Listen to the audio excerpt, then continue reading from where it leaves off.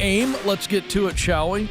So what can we learn from the women and men who just always seem to have a knack for finding, accepting great opportunities? You know those people? How many of you know people that if you just look back on their life, as long as you've been in their life, they always seem to have great opportunities coming their way, taking great opportunities. And you may have thought about them and you kind of said something like, they're just so lucky. They got a horseshoe up the old, right? You know, that's one of the old excuses. You know, oh, they're just so lucky. Oh, man, just everything falls right for them. Might be true about the everything seems to fall their way, but it's not luck. It's not the old horseshoe. It's just not. And some of you overlook what it really is. Some of you think, well, it's obvious you got to have a lot of talented people. They seem to rise to the top. Sometimes I know some very talented people that have lost big time in life. So it's not talent alone. Some of you think, well, you know what? They're very, very hard workers. They prepare, they practice. I mean, they just really work on growing themselves. Yeah, that's true. But again, not the sole factor. I think it is talent. I think it is preparation, the hustle, the practice, the working on yourself. No question about that. But I will also tell you that it is equal parts connections. What you see as luck, something falling into their lap, I see as a result of intentional connecting. They're top of mind at the right time. They're top of mind all the time. It's one of the two things. I mean, it's just a function of relating, connecting, and building rapport, building credibility, and then letting life just happen. So if you were to pull yourself out of that connection intentionality and you're never connecting, you're never adding value to other people, you're rarely talking to other people, you're rarely ideating, collaborating, serving, all of those intentional acts of connecting. Pull yourself out of that, nothing's going to come your way because you are out of sight, out of mind. So I wrote a book entitled The Proximity Principle that is a deep dive on how to connect. There it is right there. Oh, pointed the wrong direction. There it is. Oh, right there it is on the shelf. Oh, I'm so just kidding. That's got you paying attention if you're watching. And in this book, I unpack what the proximity principle is, which it says, in order to do what you want to do, you got to be around people that are doing that and in places where that type of work is happening. So it put a priority on two locations or two in moments of focus or areas of focus. That is the right people and the right places. That's all that it means. The right people plus the right places will equal opportunity. In other words, opportunity finds me when I'm around the right people and in the right places. This is just a fact of life. And in the book, we reveal 5 specific people archetypes to give you an example of the type of people you want to be around. And I want to focus on one of them today, and it's the producer. Now, the producer is not a technical term here. The producer is an archetype. And it simply means a person who is winning in the field that you want to be in. So if you want to be in accounting, you want to be in engineering, you want to be in teaching, you want to be in nursing, the list goes on and on and on. And a producer is someone who is in the field that you want to be in, and they're crushing it. They're ahead of you, and for good reason. Those are the people that you want to spend time around. Now, when you are connecting with a producer, I wrote down 3 things that you're going to get out of a consistent discipline of connecting with people who are winning in your field. Remember, they're ahead of you, but they are willing to connect with you because somebody connected with them. Remember, they didn't get to where they are on their own. So get over your pride, about what you're going to come across or how you're going to look, asking them. Listen, if you're humble and you're hungry when you're around them, most producers are going to value that. You don't have to give them anything. You don't have to do anything for them. That's the biggest myth there is out there. Well, Ken, I don't want to connect with somebody who's ahead of me in a profession because I have nothing to offer. You don't have to offer them anything. They were helped. They will help. And I have found that most of the time they're willing to help. If I'm humble, which means I am grateful, I don't act like I've arrived, I am there to learn. And if I am hungry, and that means I'm willing to show them that I will do something with what they've told me, or I will do something with a connection they will make for me. So what are the three things you get from connecting with the producers of the world, people that are winning in your field? First, you get knowledge, just true insight. Now, not every producer's opinion is equal. So I highly recommend multiple producers. Get around multiple people. Get multiple opinions. I would liken it to a bucket, and I would fill that bucket with advice, and then I'd take it home, and I'd pour it out on the table like our kids do after Halloween night, and they see what all they've got, right? Dump the candy on the table, and let's separate the nasty candy from the good candy, and let's take feedback that way. You've got common sense. Not everybody's feedback is created equal because everybody's feedback is obviously very specific to them. So you're going to get some knowledge, some insight, what they think about your path, what they think you should do. Then you're going to get the opportunity to maybe meet more producers because of them. That's the whole goal, is to be winsome, to win them over with your humility and your hunger, and they connect you to other producers. Those are more opportunities. More connections.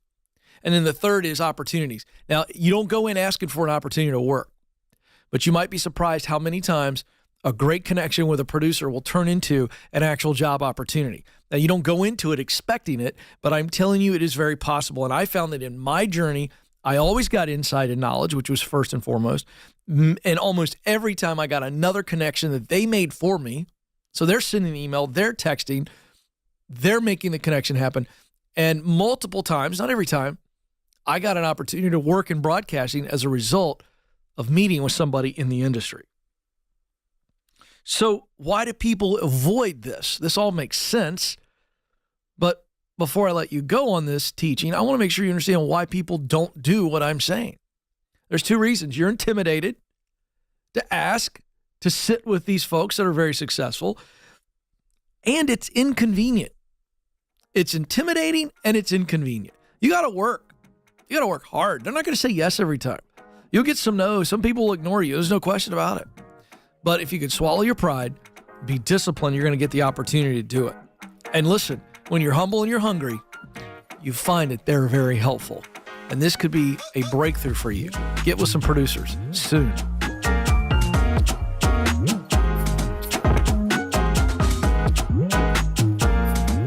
Do you know what you were born to do?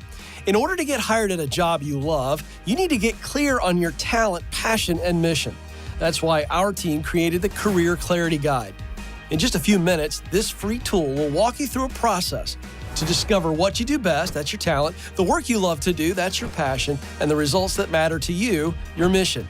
Then you'll feel more confident throughout the job search process. To get started, go to kencoleman.com/clarity.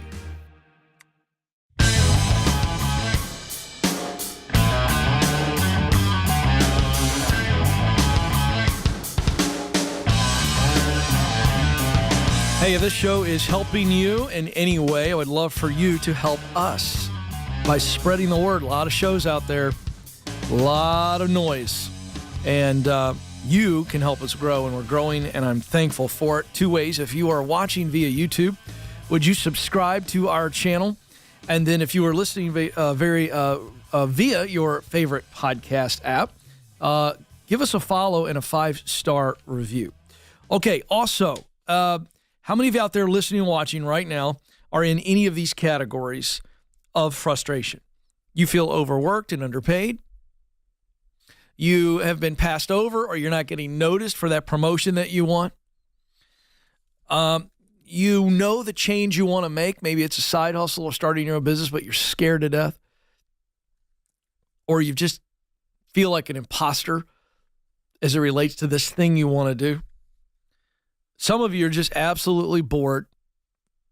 You feel like you're just stuck.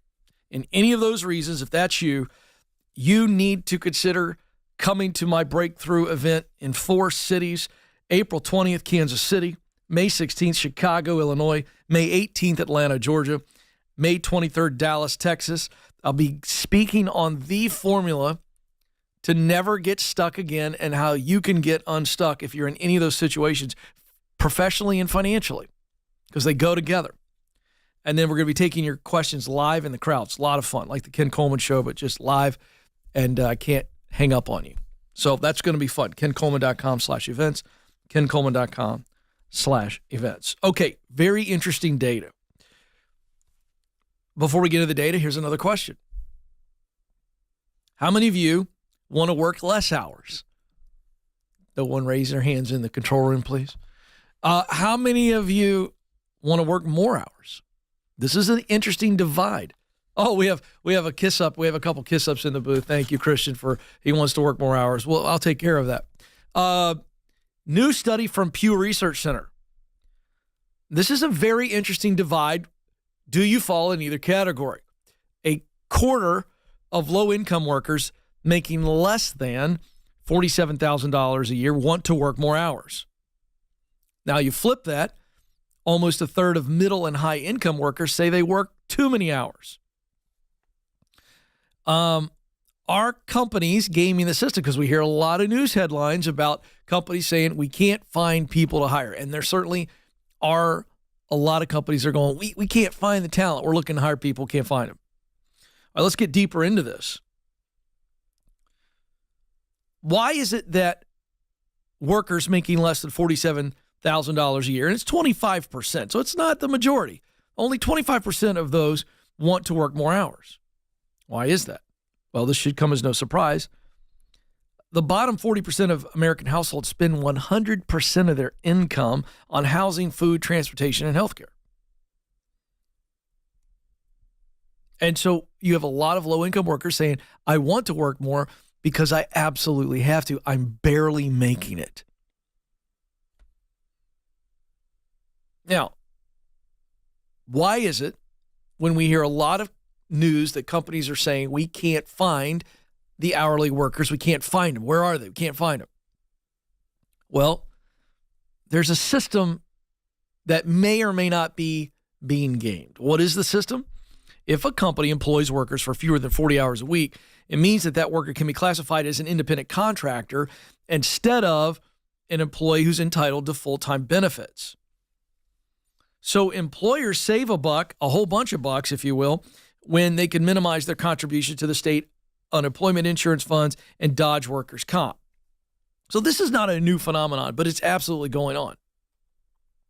And so that's why you will see headlines that seem to be head-scratching. Well, we can't find workers. Well, when they do find them, companies are going, look, I want to keep them below 40 hours a week so that I don't have to spend extra money here. This is the inflation squeeze going on. Now, let's look at middle-income workers. And I think this will surprise some of you, what middle income means in America. This is between $47,000 to $142,000. Of this bracket, 26% said they want to work fewer hours. For higher income workers making even more than the $142,000, 30% want to cut their hours. So you've got lower class income, lower income, not lower class. I hate that term. Lower income workers saying, only a fourth saying, I want to work more. Others are resigned to the fact that this is what it is. This is my life. But many are saying, I want more from my life. I want to work more.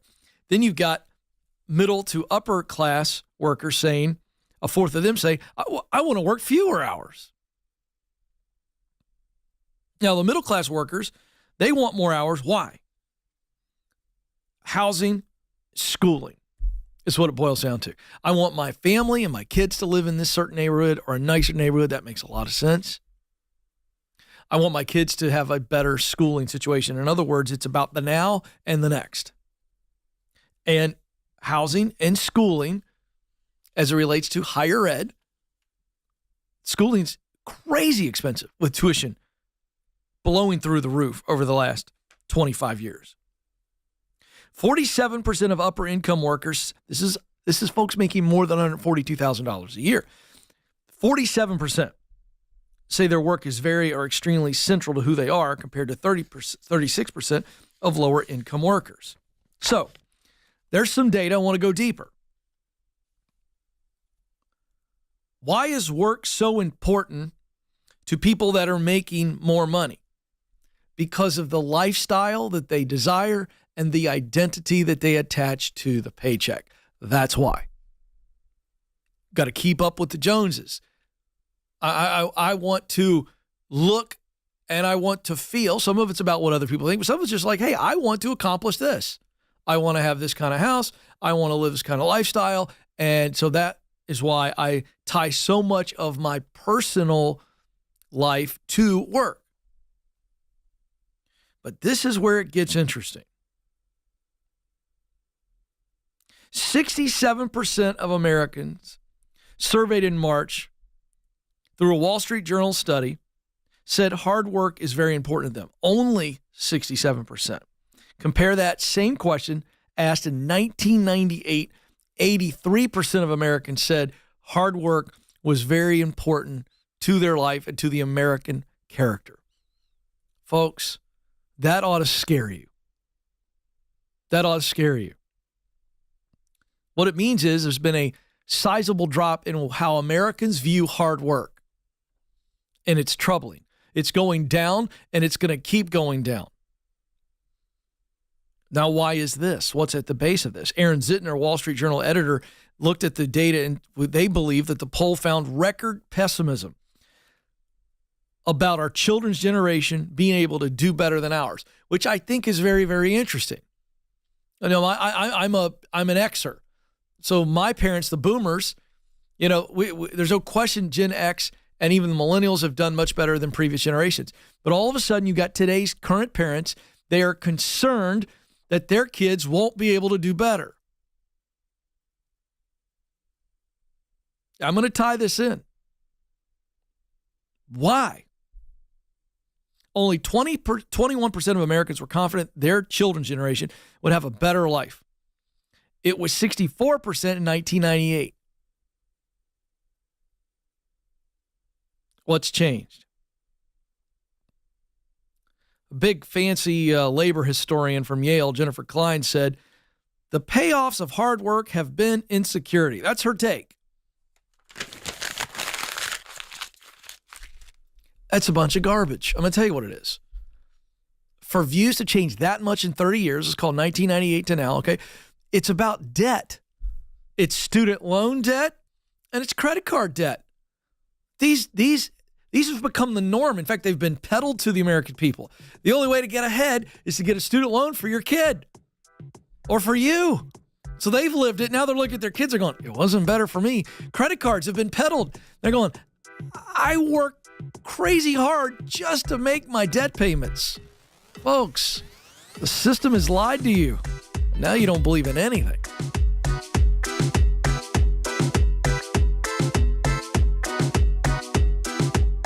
Are you wondering if you should leave your current job or stay put? You're not alone. That's why we created the Should I Quit My Job quiz. In just 5 minutes or less, this quiz will help you determine if you're at the right company and if you're in the right role. If you need to make a move, you'll even get practical next steps to keep you moving forward. Listen, stuck is a choice, and life is too short not to do what you were created to do. To take the quiz, go to kencoleman.com/quiz.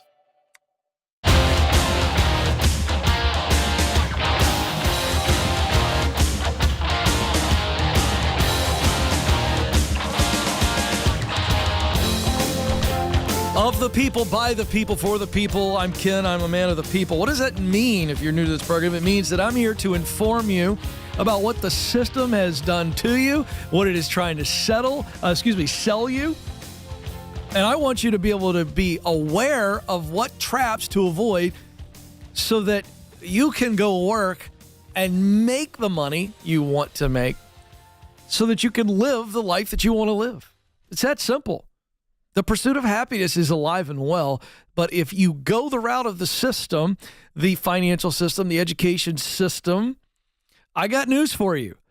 You're going to wake up one day really freaking frustrated, and I'm here to pull you out of the matrix. So here we go. Remote work. It was all the rage in 2020 when the world was coming to an end. It stayed strong in 2021. 2022, we began to see the fabric of remote work begin to be torn, the tug of war between leaders and companies that wanted people to come back in, people who said, I love remote work, I'm never going back, you can't make me, I'm not going to do it.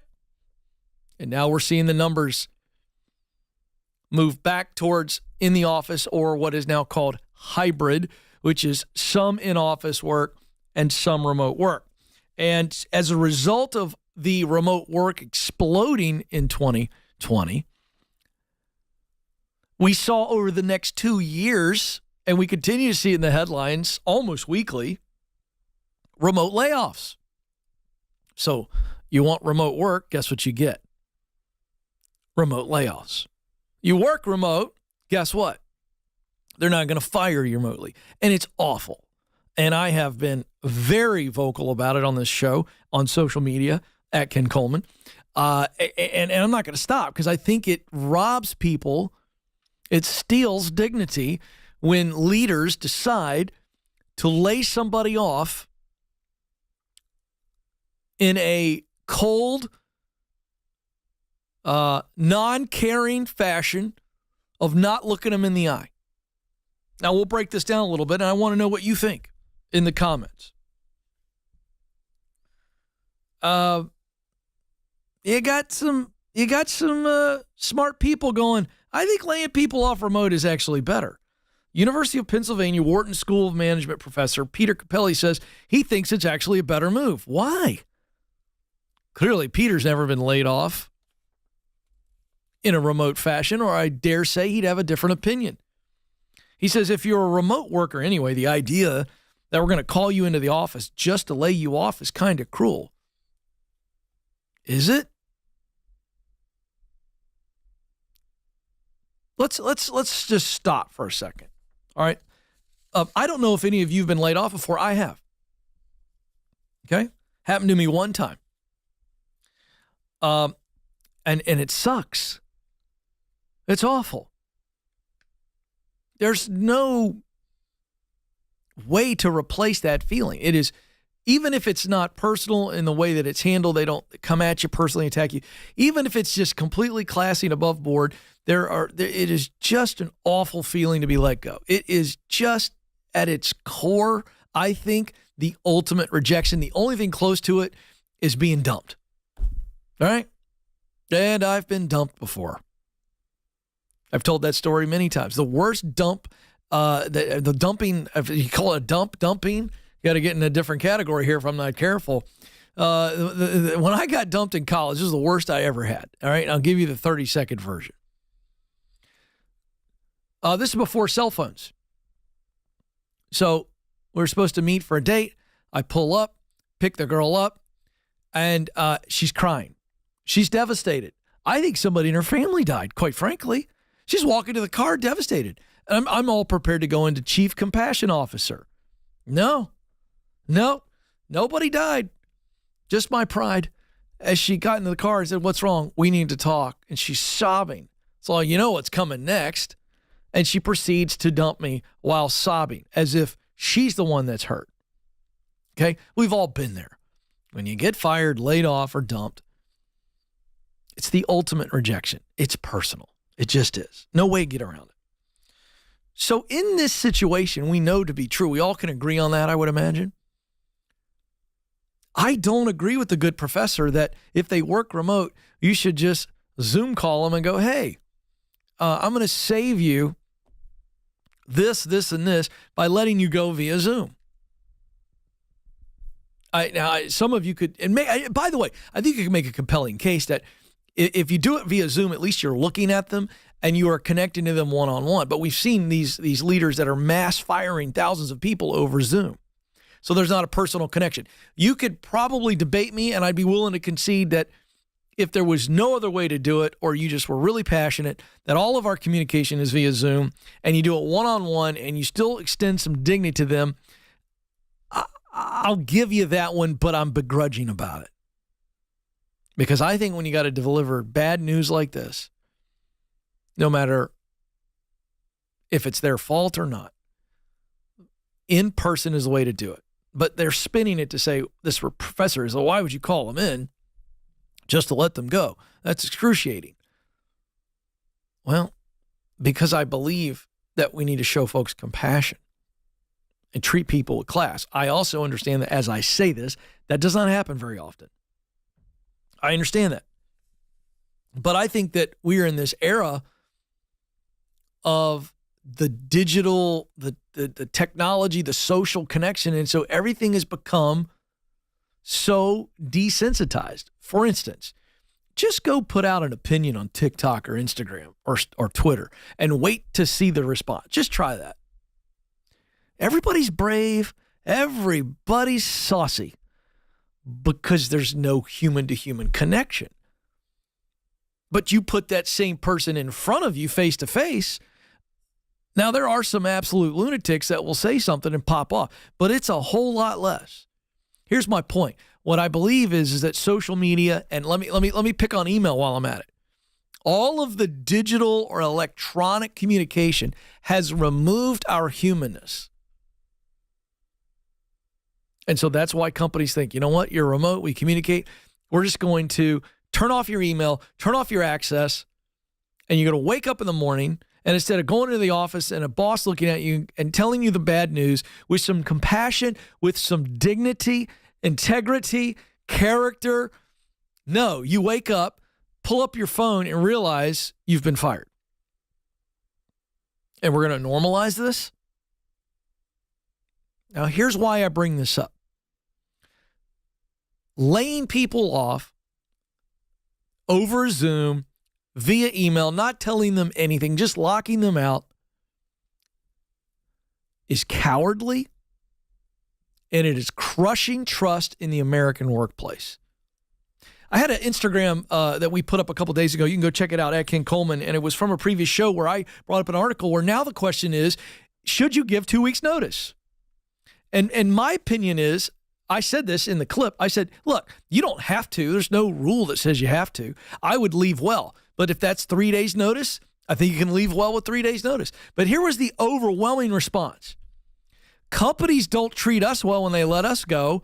Why should I go in with my nicely written resignation letter and give 2, 3, 4 weeks notice? And what I've said was I think you need to leave well. I think it's always better to leave well, no matter how you were treated. But I understand the frustration and the visceral nerve and emotion that people are feeling because they're going, they treat us poorly. Why should I extend courtesy and class to them? Because I don't want you to ever have anything like that follow you. If they treat you poorly when they let you go, or they treated you poorly when you're there, if you don't act with as much class as possible, it gives them an excuse to trash you in the future. I just think you shouldn't burn a bridge and blow up a bridge. I just don't think you should. However, I want you to hear me say this. This is why we've got this huge divide in America and why so many people are leaving to the tune of 4+ million people every month. You don't feel cared for.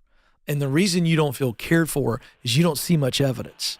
Leaders aren't treating you like humans with compassion. No matter how stressful it is, how difficult the conversation is, leaders must treat people with compassion. And they don't, and that's why the divide is growing. And we've got to stop this. It's going to boil over.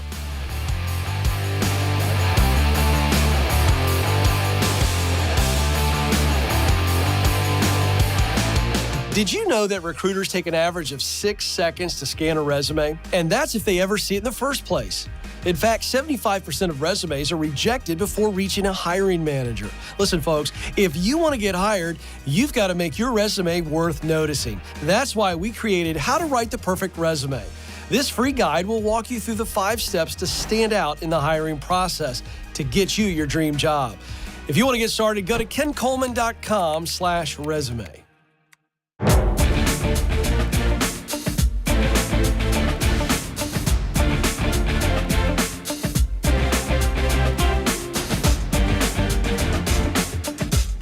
All right, time to coach some people up. Let's go. Alex is joining us now in Salt Lake City, Utah. Alex, you're on the Ken Coleman Show.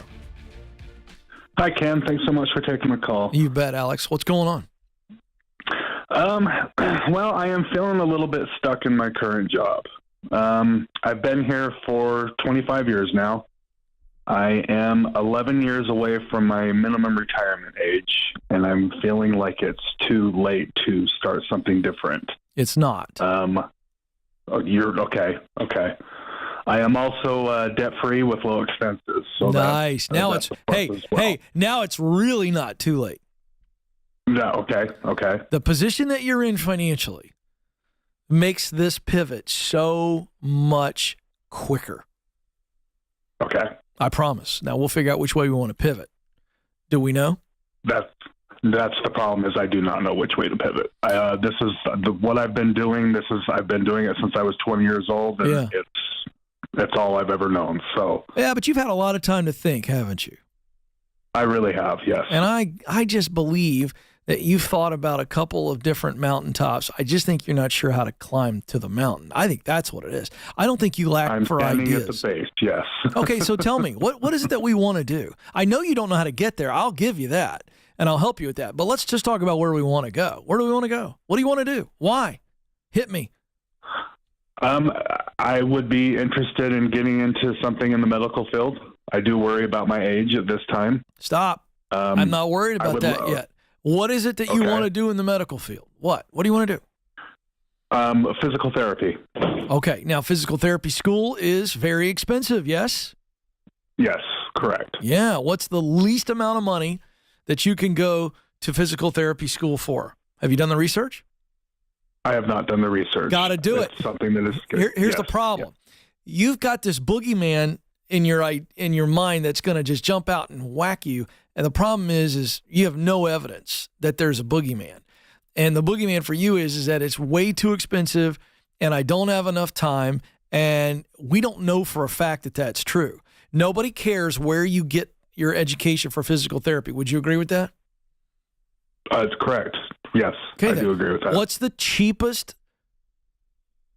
physical therapy that you can get? What is it? The schooling for that. What is it? You got to find out. You got to get an answer. Okay. All right. Now, based on that number, we start digging in a little bit more. All right. So based on my current income and current expenses, how much money could I save per year? So then you get that number. Then you go, all right, I need more money because I want to get there faster. How would I go about doing that? And so you begin to just answer simple questions that are answerable. And now you have some real information in front of you to which you can build a plan from. But right now you've got nothing but fear and doubt swirling in your head. All right, now that's very correct. I know. I worry that I'm 11 years away from a full retirement, and if I was to leave now, I would lose almost all of it. Yeah, so okay, all right. That's a huge concern. That's a legitimate concern. All right. So again, we're playing the numbers game. We got to look at the numbers. Right. We got to go, what must be true for me to not go backwards? Well, if I replace that income when I begin investing, plus you've got a certain amount that you've already invested. You don't just lose that if you walk away, do you? No. Okay, then. So again, we walk through all these things. So here's the other thing I want to challenge you with. Okay. Okay. If you chose not to go to physical therapy school, because it is very, very expensive, what is another type of work in the medical field where you are serving people, but it does not require a degree? You've got to go find out. Now, you might find that there are 2 or 3 things that are similar to physical therapy, but aren't full-blown physical therapy and don't require this. But at its core, you just want to care for people who are hurting and suffering. And so exactly. See, here's my point. Let's look at what non-degree jobs in the area of the medical field, what are those jobs where I can care for people, but I don't need a degree? Okay. And how much do those pay? Because you might find that they pay more than driving the mail truck. And they don't require a degree. In fact, I'm going to tell you, my friend, I'm cheating a little bit because I want you to go do the work. I know for a fact that the number one area in the job economy in America that grew coming out of the pandemic was medical support staff. They weren't nurses, they aren't doctors, but they support nurses and doctors, and many times with patients, but in non-medical related work. And dude, you can get a job in a hospital making really good money, have really good benefits, and never have to darken the door of school. You got some research to do, Alex. They're out there. Okay. You got to go find them, my friend. You can do this. It's not too late. You have what it takes, I promise. Go.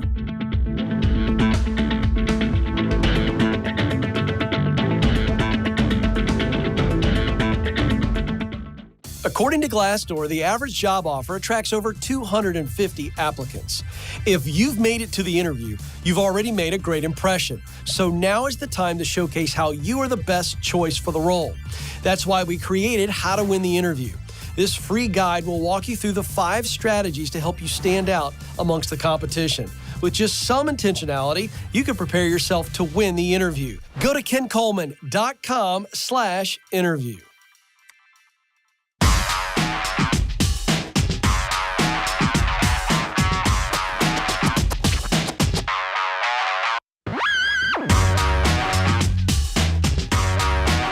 I'm feeling the 90s all of a sudden here.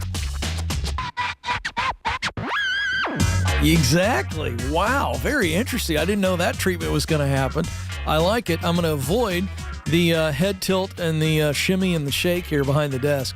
Let's go to Elaine, who's joining us now in Lincoln, Nebraska. Elaine, you're on the Ken Coleman Show.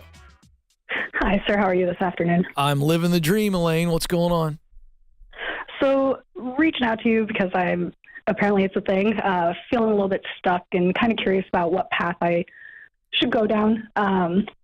I have taken your Get Clear career assessment, but I was in my dream job, which was law enforcement, for about 8 years between 2 different agencies. I'd moved states and started with a new agency, and it was not a great place in all reality. It was rife with discrimination. I was like, I'm going to make it work. Definitely loyal for way too long. In the end, they attempted to demote me from a ranking position. And the reasons that they gave, I was like, I didn't do anything wrong in this situation. And so I filed a grievance based off of gender discrimination, knowing what men had done at the agency and had been gotten away with. They told me to refer all future communication with their lawyers. I obtained a lawyer. We went through the whole EEOC process, so I can only say so much, but the EEOC process found that I had a right to sue. We went to depositions.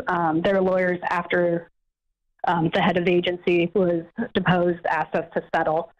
We settled, but I didn't get a public apology, which was my big sticking point. And we came up with an agreement of what was to be said when I went for interviews in the future. So I've applied, I've interviewed to various agencies. I've given it a few years while I work as a parole officer to show that I'm a great employee, right? Yeah. And everywhere I apply to, it's great. They look at my record, they do all that stuff, and they're like, this is awesome. And then they're like, we're going to reach out to the old agency. And then all of a sudden it's crickets. And so I'm just stuck because that was my dream job.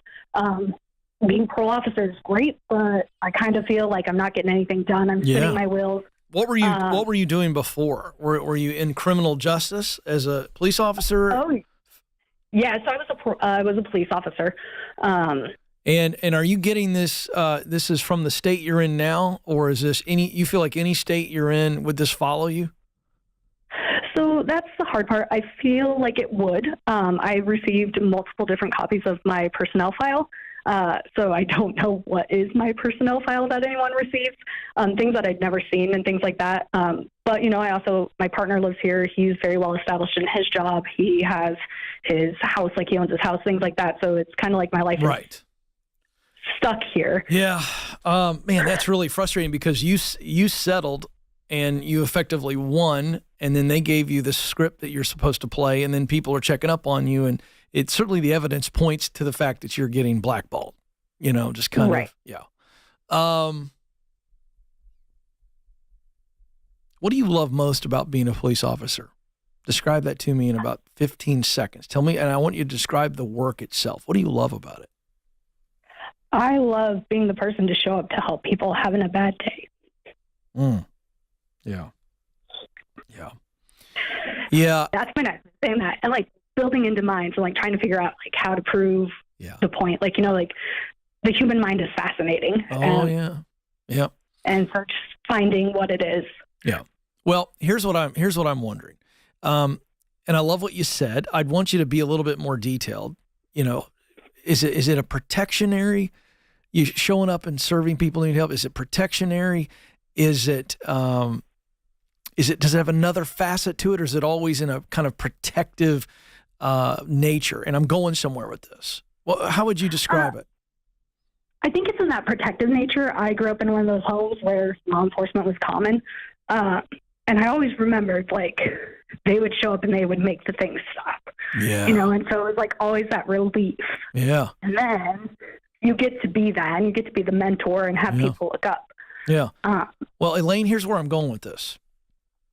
I don't have any specific advice on how to overcome this past situation, other than to say you're going to have to relationship your way into it to where you get to know key people in these certain law enforcement municipalities. And I'm talking like get to know them, or you've got a relationship that's mutual and they actually hear the full narrative, and all of a sudden the question marks about you are removed. That's one way. Okay. But I also acknowledge that's frustrating and could take some time. I'm actually going to steer you another direction based on what you said. Given today's environment, if I'm you, I'm writing down even more detailed what you just gave me about what you loved most about being an officer of the law. I mean, super specific, like journal it out. Okay. And I think in doing so, Elaine, you're going to see a job description for other things where you can protect people. And I'm going to tell you, in today's world, where we see people go into schools and shoot children and shoot teachers, and houses of worship having armed officers all over the place. I got to tell you, someone with your background and experience, I think private security, and I'm not talking about the security guard that's sitting there at 2 a.m. that we see in all the comedies watching the warehouse. I'm talking high-end security, protection, stopping evil from happening. I just think there's opportunity there in the private sector. Am I right or am I wrong? I mean, there definitely is. I just think now more than ever, there's a premium. And I think you got to start digging and looking in other places, because you know what? They probably don't care about all that internal politics. They're looking for somebody who knows how to protect people, who's highly trained, who cares deeply about protecting others. I would be looking that direction because you are in Nebraska and that's where all this went down, right? Right. Yeah, I mean, what do you think? You know that world better than I do. Tell me if I'm wrong. I don't mind that I'm spitballing here, but that's what I would be doing. I'd be going, wait a second.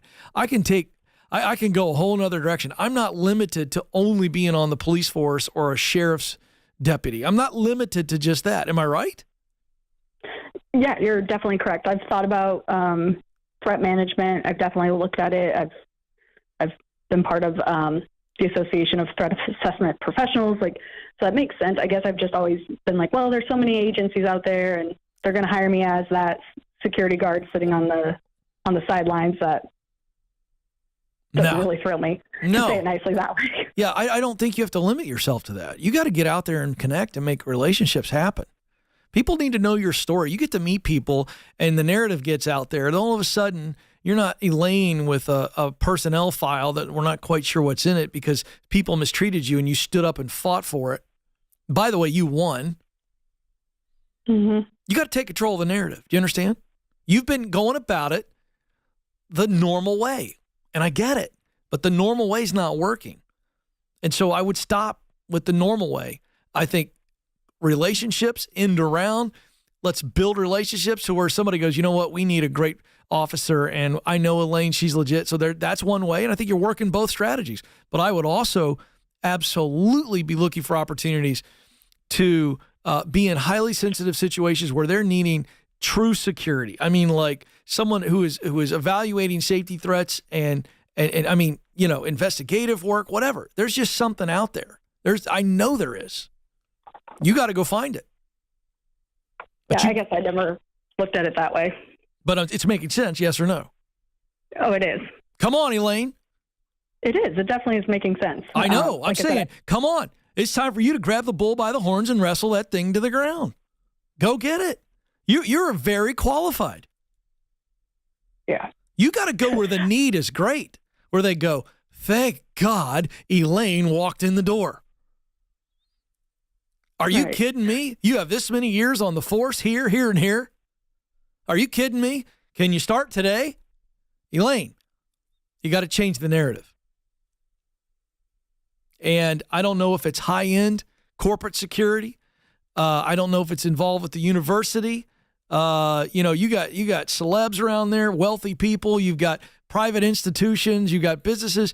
And we are living in the most dangerous time of our lives.